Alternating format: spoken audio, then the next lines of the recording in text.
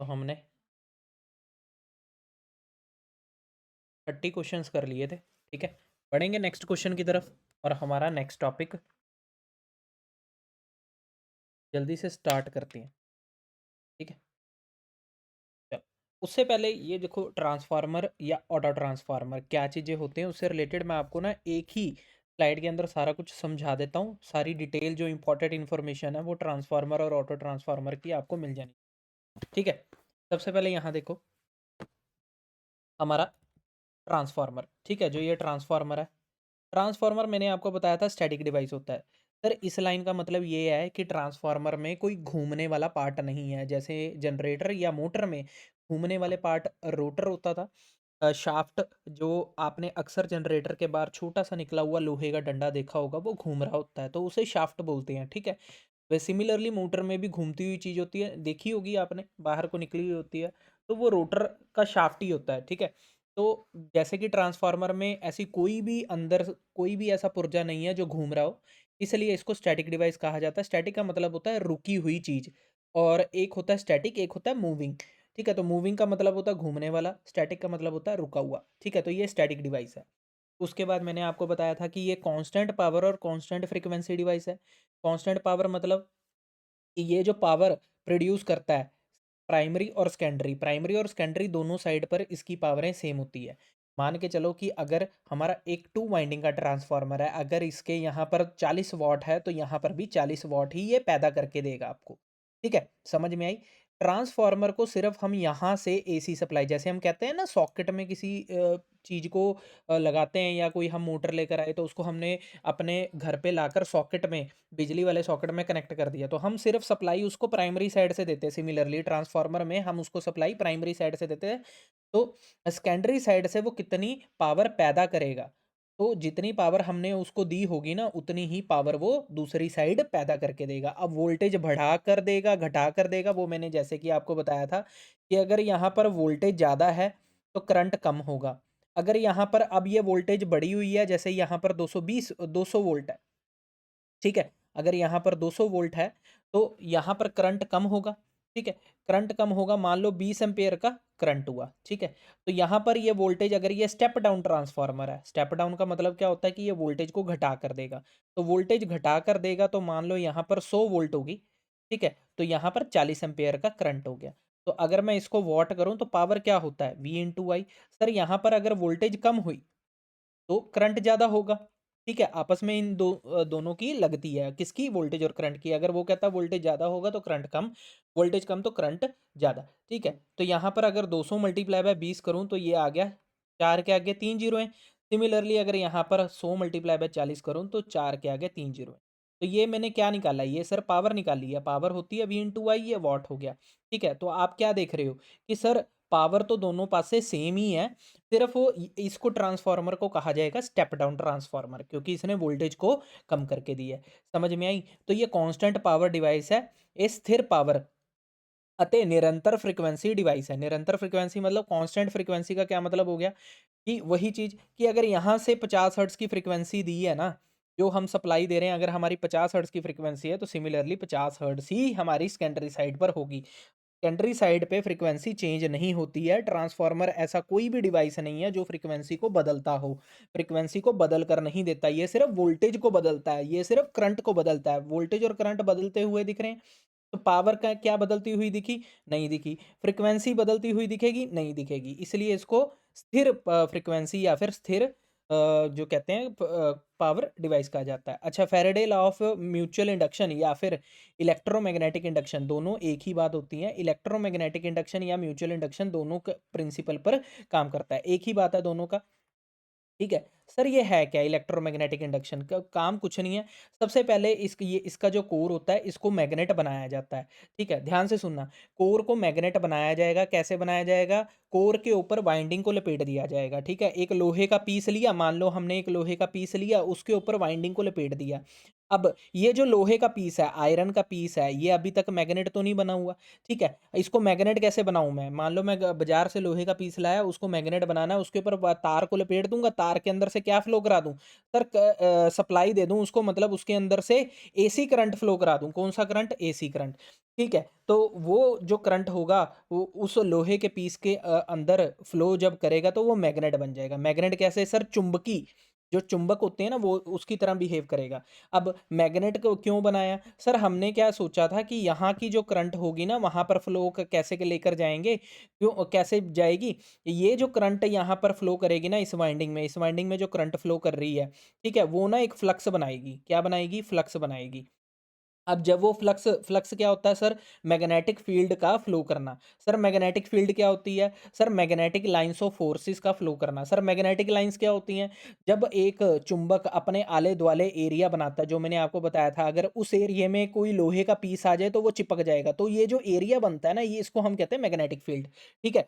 तो ये magnetic field जब मतलब मैग्नेटिक फील्ड फ्लो करेगी तो उसके कारण फ्लक्स बनेगी, ठीक है? जितनी ज़्यादा मैग्नेटिक फील्ड उतना ज़्यादा फ्लक्स। तो फ्लक्स इस साइड से दूसरी साइड तक ट्रैवल करेगा, तो ये फ्लक्स की ट्रैवलिंग है, ठीक है? दूसरी साइड पर जब जाएगा, दूसरी साइड भी तार लगी हुई है, हमने तारें लपेट रखी हैं, उसके अंदर जैसे ही ये फ्लक्स आके लिंक करेगा, मतलब जुड़ेगा, तो उसके अंदर क्या होएगी? जैसे यहाँ पर हमने क्या दिया, सबसे पहले वोल्टेज दी, सप्लाई लगाई, वोल्टेज से निकला करंट, करंट ने बनाई फ्लक्स, ठीक है? उसके अंदर उल्टा होगा, उसके अंदर अभी कुछ भी नहीं है, उसके अंदर सबसे पहले गई फ्लक्स, फ्लक्स से उल्टा चलना शुरू हो जाओ। जैसे हमने यहाँ देखा था, वोल्टेज से करंट आया, करंट से फ्लक्स आया, उसमें उल्टा हो जाएगा, फ्लक्स बनाएगा करंट और करंट बनाएगी वोल्टेज, ठीक है? तो सिमिलरली जो यहाँ पर हमने बल्ब लगाया हुआ है, मान लो ये बल्ब जलने लग जाएगा। बल्ब जलेगा कैसे? जो फ्लक्स भेजी है, इधर से उधर फ्लक्स भेजी है, वो फ्लक्स करंट पैदा करेगी, फिर करंट वोल्टेज पैदा करेगी। समझ में आ गई इतनी चीज? तो ये सरल सा ही ट्रांसफार्मर का काम होता है, ठीक है? अब ये इलेक्ट्रोमैग्नेटिक इंडक्शन को सबसे पहले हमने मैग्नेट बनाया, किसकी मदद से? इलेक्ट्रिसिटी की मदद से। तो इसको इलेक्ट्रोमैग्नेट कहते हैं। इलेक्ट्रोमैग्नेट किसे कहते हैं? एक होते हैं, दो तरह के मैग्नेट होते हैं सर, एक होता है परमानेंट मैग्नेट, एक होता है इलेक्ट्रोमैग्नेट। परमानेंट मैग्नेट वो मैग्नेट होता है जिसको हम डीसी सप्लाई देकर बनाते हैं, मतलब अगर यही लोहे के पीस के ऊपर मैं वाइंडिंग लपेट दूं और इसे डीसी सप्लाई दे दूं, तो ये परमानेंट मैग्नेट बन गया, ठीक है? तो परमानेंट मैग्नेट किसकी वजह से बनेगा? डीसी सप्लाई की वजह से। अच्छा, एक होता है इलेक्ट्रोमैग्नेट। इलेक्ट्रोमैग्नेट किसकी वजह से बनेगा? इलेक्ट्रोमैग्नेट बनेगा एसी सप्लाई की वजह से, ठीक है? तो अगर इसी तार को मैं एसी सप्लाई दे दूं, तो ये जो मैग्नेट की तरह कौन सा मैग्नेट बनेगा? Sir electromagnet. परमानेंट मैग्नेट और इलेक्ट्रोमैग्नेट में क्या फ़र्क होता है? परमानेंट मैग्नेट छोटे डिवाइसेस, जैसे कि हमारे जो छोटी मोटरें होती हैं उसके अंदर यूज़ किया जाता है, ठीक है? ये टाइम के हिसाब से खराब हो सकता है। जैसे आप मान लो बाजार से चुंबक खरीद कर लेकर आए, ठीक है? वो चुंबक खरीद कर लेकर आए, वो परमानेंट मैग्नेट है। अगर उसी को तुमने घर पे बनाना है, एक आयरन का पीस लो, उसके ऊपर वाइंडिंग को लपेटो और उस वाइंडिंग को डीसी सप्लाई से कनेक्ट कर दो। सर डीसी सप्लाई कौन सी? जो बाजार में आपको 12 वोल्ट की छोटी सी बैटरी नहीं मिलती, वो डीसी सप्लाई होती है। उसको कनेक्ट कर दोगे तो वो जो लोहे का पीस है वो मैग्नेट की तरह बिहेव करेगा। वो कौन सा मैग्नेट होगा? Permanent magnet. सर अब इलेक्ट्रोमैग्नेट क्या? इलेक्ट्रोमैग्नेट में ना एसी साइकिल होता है, एसी साइकिल इस तरह से, ठीक है? कभी पॉजिटिव होता है, कभी नेगेटिव होता है। हर कुछ टाइम बाद कभी पॉजिटिव, कभी नेगेटिव। तो उसका जो पोलैरिटी है, पोलैरिटी हम प्लस माइनस को कहते हैं। पोलैरिटी वो चेंज होती रहती है हर कुछ ना कुछ टाइम बाद। अगर उसी आयरन के पीस को जब तुम एसी सप्लाई दोगे, क्योंकि वो चेंजिंग होती रहती है, इसलिए उसको इलेक्ट्रोमैग्नेट कहते हैं। ठीक है? कैसे सर इलेक्ट्रोमैग्नेट क्यों कहते हैं? देखो, अगर मान लो ये लोहे का पीस है, जब भी तुम किसी लोहे के पीस को मैग्नेट की तरह बनाओगे तो उसका कोई नॉर्थ पोल होगा, कोई साउथ पोल होगा। सर ये कैसे बताएँ? कभी भी तुमने देखा होगा, अगर अगर बाजार से चुंबक लेकर आते हो और लोहे का पीस उसके पास लेकर जाते हो, तो ये लोहे का पीस उसको यहाँ से तो अपनी तरफ खींच लेता है, अगर दूसरी साइड से लगाने की कोशिश करते हो तो वो दूर भागता है। तो वो हमें नॉर्थ और साउथ पोल ही बताता है। अब ये मत समझना कि नॉर्थ नॉर्थ से अट्रैक्ट होता है, ऐसा कुछ नहीं है। ये है कि जो नॉर्थ पोल होता है ना, मतलब कोई जो तुम लोहे का पीस लेकर आ रहे हो उसमें भी हल्का-फुल्का नॉर्थ और साउथ पोल होता है, ठीक है? तो नॉर्थ और साउथ पोल जब होता है ना, तो वो नॉर्थ साउथ को अट्रैक्ट करता है और साउथ नॉर्थ को अट्रैक्ट करता है, मतलब अपनी तरफ खींचता है। अगर जे तुम साउथ के सामने साउथ ले आओगे, तो वो एक दूसरे को दूर फेंकेगा। सिमिलरली नॉर्थ के सामने नॉर्थ ले आओगे तो एक दूसरे को दूर फेंकेगा। कहने का मतलब ये है, जो सेम सेम पोल है वो दूर फेंकते हैं एक दूसरे को, और जो दूसरे होते हैं वो पास खींचते हैं। समझ में आई इतनी चीज़? ठीक है। अब इलेक्ट्रोमैग्नेट क्या करता है, परमानेंट मैग्नेट समझो, परमानेंट मैग्नेट में अगर मैंने इसको लोहे के पीस को डीसी सप्लाई दी तो इसका नॉर्थ और साउथ एक ही डायरेक्शन में बना रह जाएगा परमानेंटली। बट जबकि अगर मैं इसको एसी सप्लाई देता हूँ तो पहले कुछ टाइम में नॉर्थ और साउथ इधर आएगा जब पॉजिटिव होगी, जैसे ही नेगेटिव साइकिल चलता है एसी सप्लाई का, साउथ इधर घूम जाएगा, नॉर्थ इधर घूम जाएगा। फिर से जब पॉजिटिव आएगा नॉर्थ इधर आ जाएगा, साउथ इधर आ जाएगा। तो ये चेंजिंग है, इसलिए इसको इलेक्ट्रोमैग्नेट कहते हैं। समझ में आई? तो इलेक्ट्रो पहले हमने मैग्नेट बनाया किसकी मदद से? इलेक्ट्रिसिटी की मदद से। दूसरी बात, कभी भी ट्रांसफार्मर डीसी सप्लाई पे काम नहीं करता है। ट्रांसफार्मर डीसी सप्लाई पे चलने के लिए बना ही नहीं है, एसी सप्लाई पर चलता है।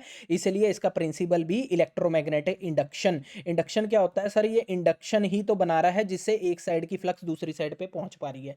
ठीक है। ठीक है, आपने अक्सर सुना होगा यार सब स्टेशन में ना तारों के नीचे खड़े होने पर क्या फील होती है हमें, हमारे जो बाल होते हैं हाथों के वो खड़े होने शुरू हो जाते हैं।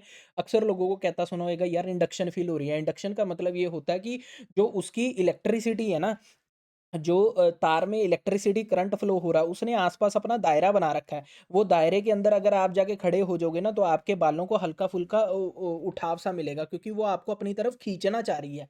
समझ में आई इतनी चीज? उसे बोलते हैं इंडक्शन। क्लियर? तो जब भी किसी कॉइल के अंदर करंट फ्लो करता है वो मैग्नेट की तरह बिहेव करेगी। तो मैग्नेट की तरह जब भी बिहेव करेगी वो अपने आसपास एक दायरा बनाएगी, उसको इंडक्शन जोन कहते हैं। इंडक्शन जोन, इसलिए सारा कुछ फैराडे लॉ, फैराडे एक आदमी था जिसने बनाया था ये law, law of mutual induction, mutual या फिर इलेक्ट्रोमैग्नेटिक। ठीक है, समझ में आई? उसके बाद ट्रांसफार्मर का मेन फंक्शन है वोल्टेज को बढ़ाना और घटाना, इसलिए इसको स्टेप अप और स्टेप डाउन वोल्टेज के लिए जाना जाता है। ठीक है, मेन फंक्शन इसका ये है कि वोल्टेज को बढ़ाना या फिर घटाना। ये पैसिव डिवाइस है। ठीक है, पैसिव डिवाइस है। समझ में आई? पैसिव और एक्टिव के बारे में मैं आपको किसी लेक्चर में बताऊंगा। ठीक है, एक एक्टिव डिवाइस होता है, एक पैसिव डिवाइस होता है, तो दोनों के बारे में मैं आपको अलग से किसी और लेक्चर में बता दूंगा। ठीक है, या फिर इलेक्ट्रॉनिक्स के लेक्चर में, जहां मेरे को थोड़ी सी एग्जांपल्स भी मिलेंगी जहां से मैं आपको डिस्कस कर सकूं। ठीक है।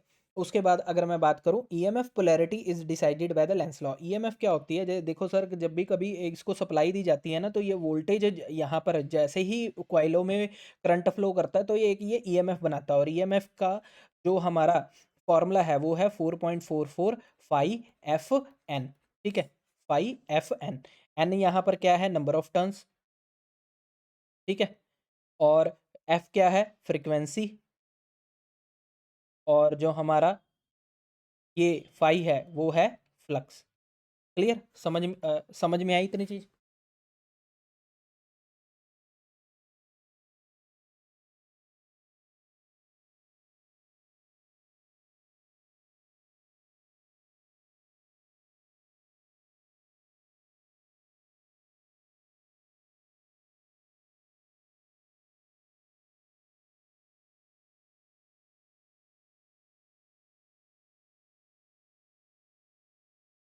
क्लियर?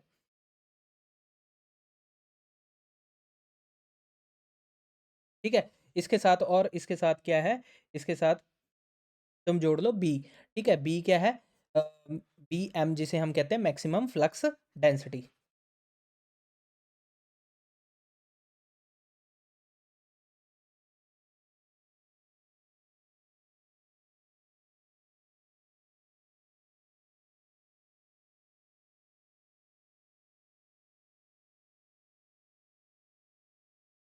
बी नहीं आएगा, एक मिनट इसको रेज करो। बी नहीं आएगा। ठीक है, तो यहाँ पर 4.44 फाई एफ एन, मैंने इसको ऐसे ही याद रख रखा है, फाई एफ एन। ठीक है, क्लियर? समझ में आ गई? तो ये आपकी क्या होगी? ईएमएफ बनेगी। समझ में आई इतनी चीज? उसके बाद यह फ्लक्स होगी, फ्रीक्वेंसी होगी, फ्लक्स डेंसिटी लिख दिया, ओहो रेज करना है। क्लियर? तो ये ईएमएफ का फॉर्मूला है। ठीक है, ईएमएफ का फॉर्मूला हर जगह यही चलता है। ठीक है, चाहे वो मोटर है चाहे वो जनरेटर है, मैं आपको कराऊंगा, देखना एक ही चीज से सब कुछ करा दूंगा। नंबर ऑफ टर्न्स क्या होते हैं सर? एक क्वाइल के, ये मैंने आपको बताया था, ये इसको एक बारी घुमाने को कहते हैं टर्न। क्लियर। उसके बाद ईएमएफ की पोलैरिटी लेंज लॉ डिसाइड करता है। ये आपने पढ़ा ही होगा कि लेंज जो लॉ था वो ईएमएफ की पोलैरिटी डिसाइड करता है। पोलैरिटी का मतलब होता है कि इसका प्लस कहाँ आएगा, इसका माइनस कहाँ आएगा, क्या यहाँ माइनस आएगा, यहाँ प्लस आएगा, कहाँ होता है। क्योंकि वोल्टेज जो आप अक्सर देखते हो प्लस माइनस तो होता ही है वोल्टेज पे, कि कहाँ से सप्लाई एंटर होती है और कहाँ से लीव होती है। तो प्लस माइनस कौन डिसाइड करता है, जिसे हम ईएमएफ की पोलैरिटी कहते हैं, वो लेंज लॉ डिसाइड करता है। सबसे इंपॉर्टेंट क्वेश्चन है, ध्यान रखना है। उसके बाद अगर हिस्टैरिसीस लॉस को कम करना है तो सिलिकॉन स्टील का यूज़ किया जाएगा। अगर एडी करंट लॉस को कम करना है, थिन लेमिनेशन आयरन कोर का यूज़ किया जाएगा। ठीक है, पतली सी जो लेमिनेशन होती है आयरन कोर की, जो 0.5 से 5 तक होती है, आपको पढ़ाया था मैंने, उसका यूज़ किया जाएगा। उसके बाद स्टेप अप ट्रांसफार्मर किस लिए यूज़ किया जाता है, वोल्टेज को बढ़ाने के लिए। स्टेप डाउन ट्रांसफार्मर किस लिए यूज़ किया जाता है, वोल्टेज को घटाने के लिए। हाई वोल्टेज वाइंडिंग के नंबर ऑफ टर्न्स ज़्यादा होते हैं, क्रॉस सेक्शनल एरिया कम होता है। हाई वोल्टेज वाइंडिंग कौन सी, जो जिसकी वोल्टेज ज़्यादा होगी, क्योंकि आपने अक्सर देखा होगा कि जो ट्रांसफार्मर होता है उसकी दो वाइंडिंग होती है, प्राइमरी और सेकेंडरी। इसमें से कोई एक कम की होगी, कोई एक ज़्यादा की होगी। ठीक है, अक्सर जो हम यूज़ कर रहे हैं वो स्टेप डाउन ट्रांसफार्मर यूज़ कर रहे हैं। स्टेप डाउन में हमेशा सेकेंडरी साइड की वोल्टेज कम होती है और प्राइमरी साइड की वोल्टेज ज़्यादा होती है। स्टेप डाउन का मतलब ये होता है। बट आपने कभी भी ऐसा कोई क्वेश्चन आ जाए बिना देखे हुए, सेकेंडरी वाइंडिंग को हमेशा कम वोल्टेज वाला नहीं समझ लेना, क्योंकि आपसे ये नहीं पूछ रहा है कि थ्योरेटिकल में जो ट्रांसफार्मर यूज़ हो रहे हैं उस पे नहीं वो क्वेश्चन बना रहा आपसे।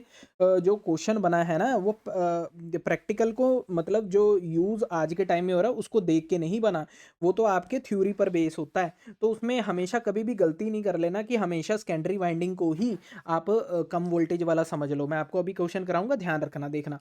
ठीक है, जो हाई वोल्टेज, यहाँ पर मैंने क्या प्राइमरी वाइंडिंग लिखा था, नहीं, मेरे को जैसे स्टेप डाउन ट्रांसफार्मर में वो प्राइमरी है। ठीक है, और सेकेंडरी वाइंडिंग हमारी कम वोल्टेज वाली होती है। अगर मैं स्टेप अप ट्रांसफार्मर की बात करूँ, जो स्टेप अप होता है दैट मीन्स वो वोल्टेज को बढ़ा रहा है, तो उसकी जो प्राइमरी वाइंडिंग होगी वो कम वोल्टेज की होगी, और जो सेकेंडरी वाइंडिंग होगी वो ज़्यादा वोल्टेज की होगी। ठीक है, बट इसमें मैंने सिर्फ हाई वोल्टेज लिया, इसमें मैंने प्राइमरी और सेकेंडरी का जिक्र करा ही नहीं है। आपने भी ध्यान रखना, क्वेश्चन में प्राइमरी और सेकेंडरी का जिक्र ना ही होना चाहिए। हमेशा हाई वोल्टेज और लो वोल्टेज पे के को ही ऑप्शन को चेक करना है। अब सर हाई वोल्टेज वाइंडिंग के नंबर ऑफ टर्न्स तो ज़्यादा होते हैं, मैंने तो आपको ये बताया ही था कि सर जहाँ पर टर्न्स ज़्यादा होंगे, अगर जितनी घुमावदार हम कॉइल को बनाएंगे, अगर टर्न्स ज़्यादा होंगे उतनी वोल्टेज वो उस कॉइल की ज़्यादा होगी। इतनी चीज़ को ध्यान रखना है, जिससे हम कह देते हैं कि जो वोल्टेज होता है ना वो टर्न्स के प्रोपोर्शनल होता है। प्रोपोर्शनल का मतलब है सामने बैठता है, अगर टर्न्स ज़्यादा तो वोल्टेज ज़्यादा, समझ वाली बात है। ठीक है, अब सर ये क्रॉस सेक्शनल एरिया की बात कहाँ है, क्रॉस सेक्शनल एरिया मतलब क्या, हमारी जो तार होगी वो पतली होगी। हाई वोल्टेज वाइंडिंग की तार पतली होती है। अक्सर आपने देखा होगा, अगर आप सबस्टेशन में काम करते हो तो हम यही बोलते हैं कि जितनी ज़्यादा वोल्टेज उतनी तार मोटी कम होगी। जो पतली तारें होती हैं, जो सॉरी मोटी तारें होती हैं, वो कम वोल्टेज वाली होती हैं। आपको मैं डिफरेंस बता देता हूँ। आप कभी 11 केवी की वायर देखना, वो केबल होती है। ठीक है, और अगर आप देखो 132 केवी वाली, तो वो कम मोटी होती है उससे। वो क्यों होता है, चलो आज इसका रीज़न भी जान लेते हैं, मैं आपको बता देता हूँ। सर मेन रीज़न ये होता है, जैसे कि मैंने आपको बताया, अगर वोल्टेज ज़्यादा तो करंट कम। समझ में आ रही है, इतनी चीज़ तो आप जानते हो। तो अगर करंट कम है तो करंट कम, मतलब करंट कम क्यों फ्लो हो रहा है, क्योंकि उस वायर का रेजिस्टेंस ज़्यादा है। समझ में आ रही है, करंट क्यों कम होएगा, क्योंकि रेजिस्टेंस ज़्यादा होएगा, क्योंकि बाधा जो हम कहते हैं ना कि बीच में रुकावट, रेजिस्टेंस मैंने आपको बताया था कि रुकावट है करंट का, रुकावट ज़्यादा। ठीक है, और रेजिस्टेंस का फॉर्मूला क्या है सर, रो एल बाय ए। अगर अब रेजिस्टेंस ज़्यादा है तो नीचे वाली टर्म कम होगी। समझ में आ रही है, क्योंकि अगर ये वैल्यू ज़्यादा हम बोल रहे हैं तो डेफिनेटली यही बात होगी ना कि नीचे वाला एरिया कम होगा। हाँ, ऊपर वाला भी हो सकता है, बट हम तो ये देखकर तो ये भी कह सकते हैं ना कि यार नीचे वाले एरिया जब कम होता है तभी ऊपर वाला ज़्यादा होता है। तो दैट मीन्स एरिया कम होगा।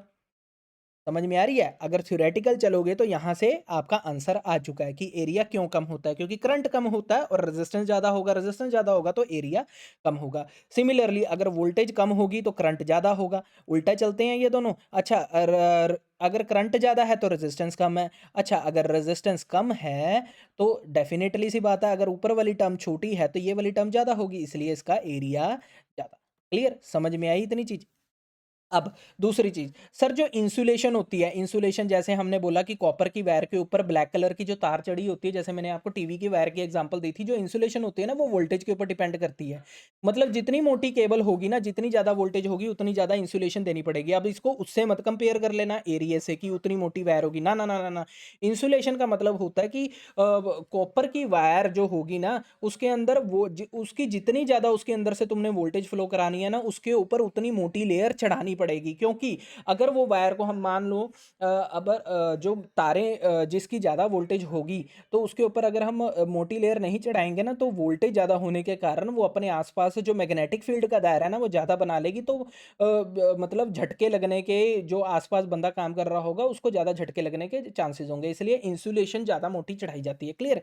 समझ में आई? अच्छा, ट्रांसफार्मर का तेल जो होता है वो कूलिंग के लिए और इंसुलेशन के लिए यूज़ किया जाता है। समझ में आई? ये तो बताया था। अच्छा, जो ट्रांसफार्मर में कोर यूज़ करते हैं, ये वाला जो कोर है हमारा सारा, ठीक है?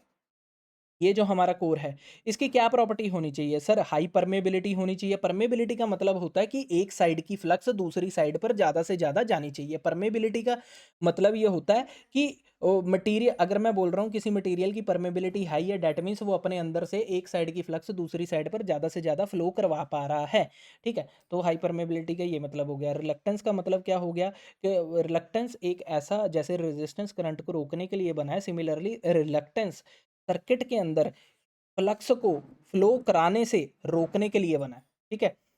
समझ में आई? तो रिलक्टेंस कम होगी तभी तो एक साइड की फ्लक्स दूसरी साइड पर जा पाएगी, इसलिए जो कोर हम यूज़ कर रहे हैं उस मटेरियल का रिलक्टेंस कम होना चाहिए। मेन इंपॉर्टेंट है ये सारे के सारे पॉइंट, और परमेबिलिटी हाई होनी चाहिए, ये दो पॉइंट तो इंपॉर्टेंट है।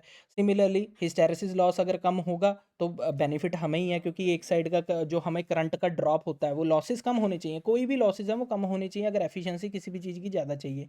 उसके बाद कोएर्सिविटी और रिटेंटिविटी भी ज़्यादा होनी चाहिए, इसको मैं आपको लूप में पढ़ाऊंगा, हिस्टैरिसीस का जो लूप होता है उसकी मैं पढ़ाऊंगा।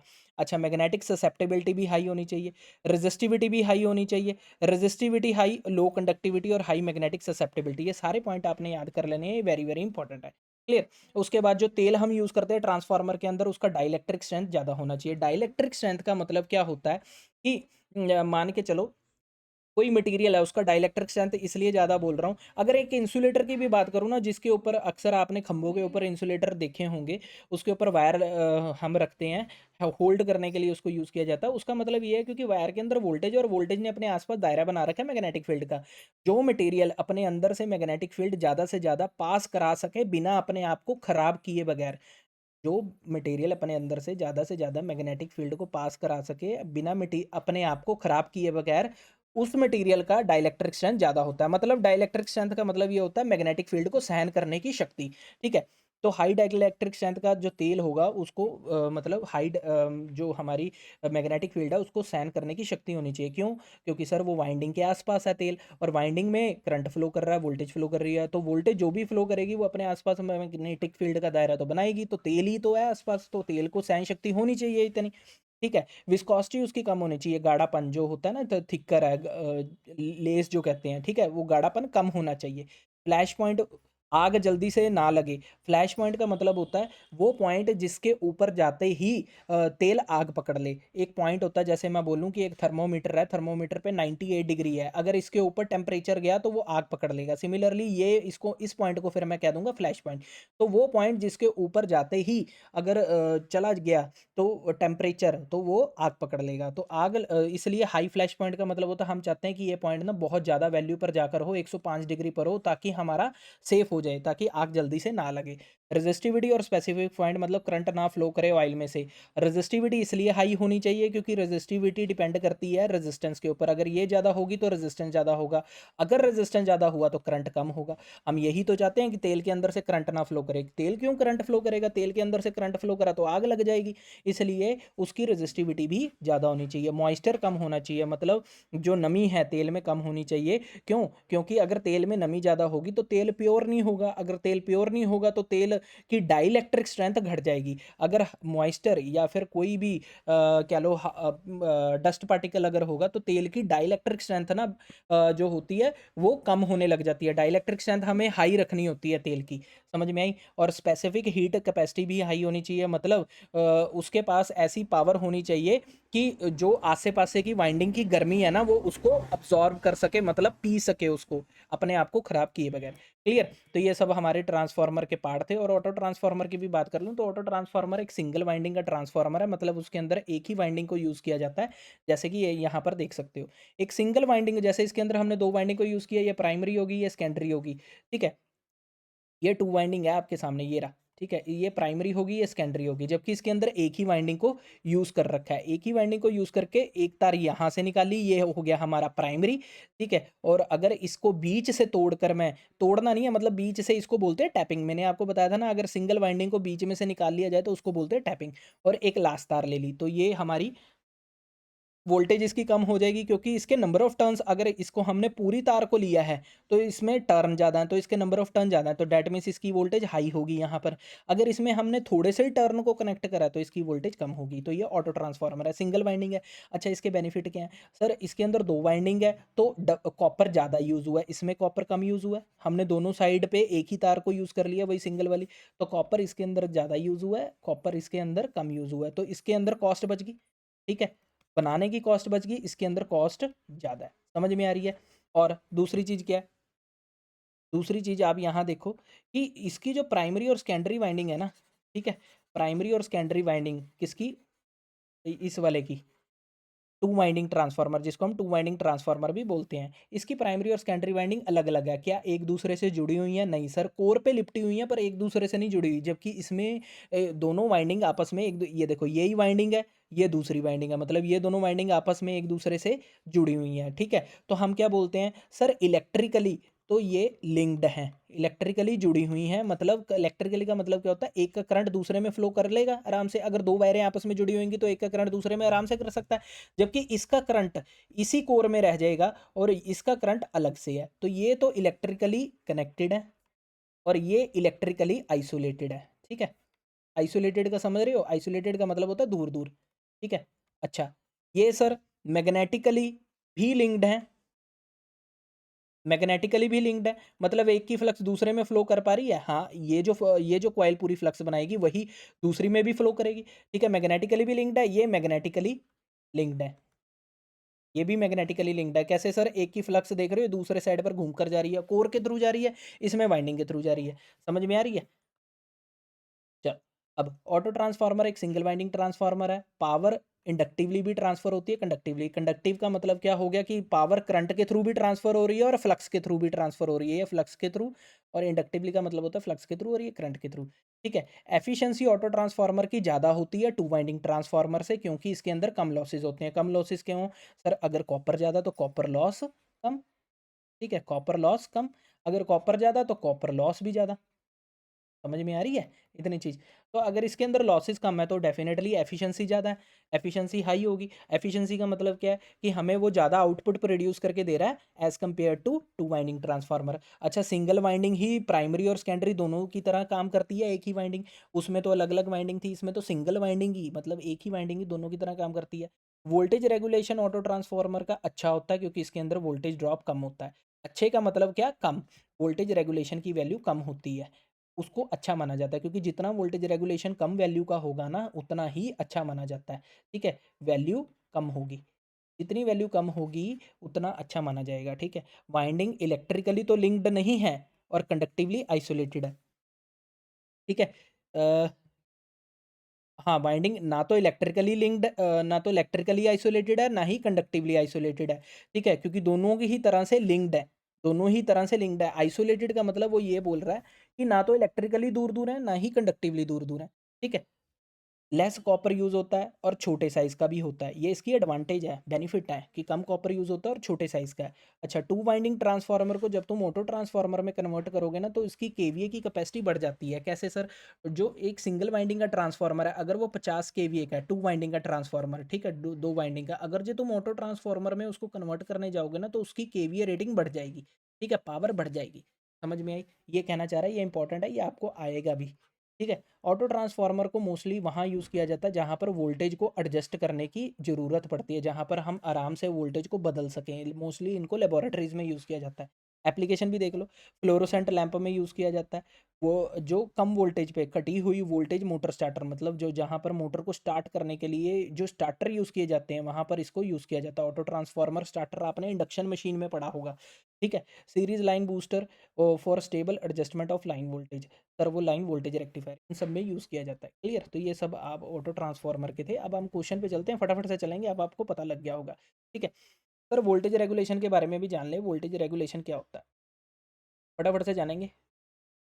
वोल्टेज रेगुलेशन होता है no load minus full load divided by no load, ठीक है।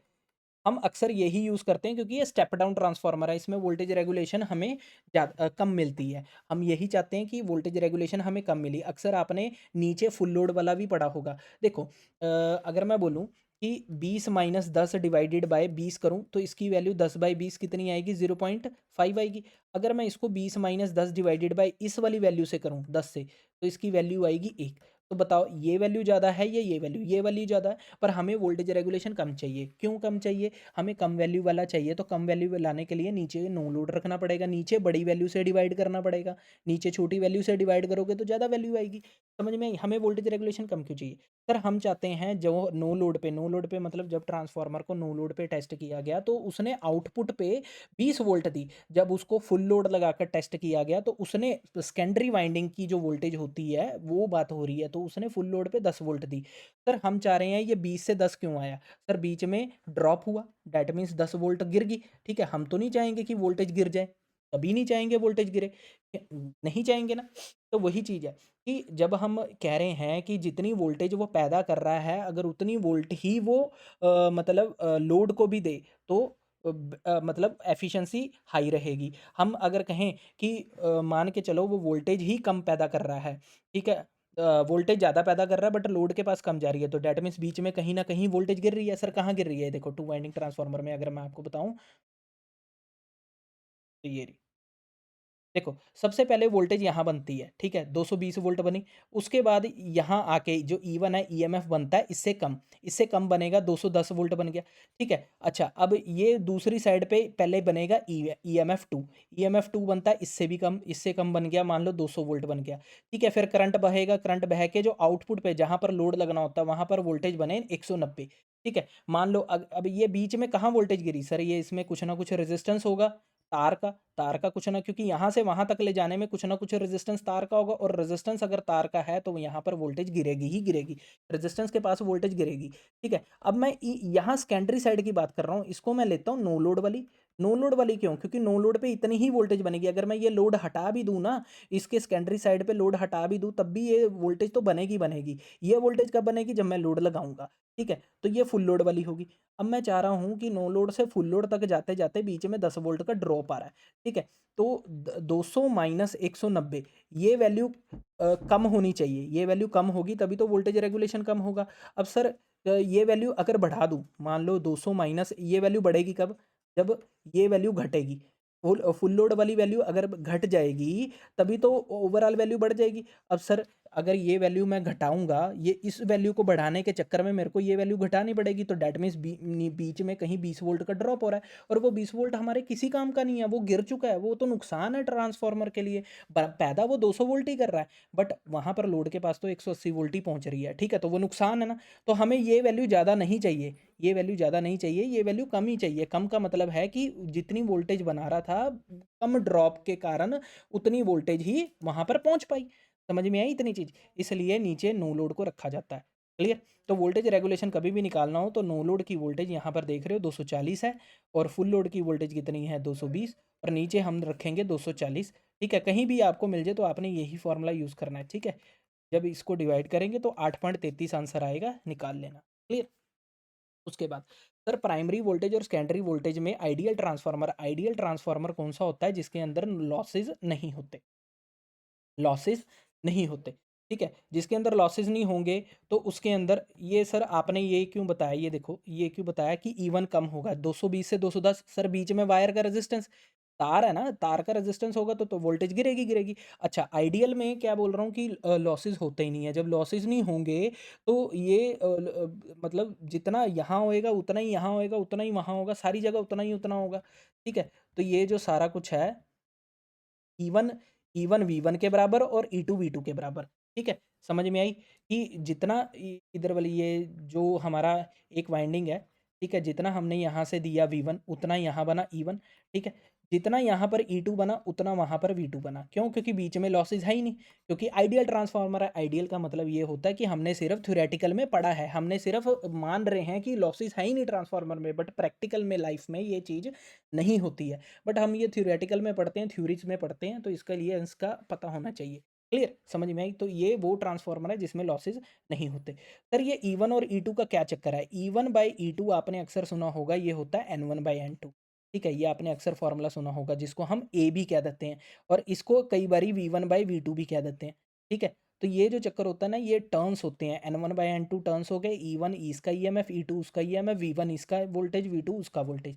ठीक है, तो इसको बोलते हैं टर्न रेशो। क्या बोलते हैं? Turn ratio. ठीक है, इस पे कोई क्वेश्चन आएगा मैं करा दूंगा, टेंशन नहीं लेनी।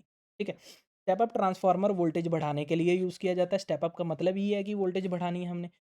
अच्छा, पोटेंशियल ट्रांसफार्मर की जो प्राइमरी वाइंडिंग होती है, उसको थिन वायर से या लार्ज नंबर ऑफ टर्न से क्यों रखा जाता है? तो हाई इंडक्टेंस लगाने के लिए। हाई इंडक्टेंस किस लिए? ताकि मैग्नेटाइजिंग करंट कम हो। सर इसके बारे में बताओगे? हाँ, ईएमआई में पढ़ाऊंगा इसके बारे में। ठीक है, अच्छा, following winding has a more cross sectional area, मतलब किसका क्रॉस सेक्शनल एरिया ज़्यादा होगा? किसका एरिया ज़्यादा होगा? जिसका रेजिस्टेंस, सॉरी, किसका एरिया ज़्यादा होगा? जिसका रेजिस्टेंस कम होगा। रेजिस्टेंस कम होगा तो करंट ज़्यादा होगा, करंट ज़्यादा होगा तो वोल्टेज कम होगी। या वोल्टेज कम किसकी होती है? Low voltage. समझ में आई इतनी चीज़?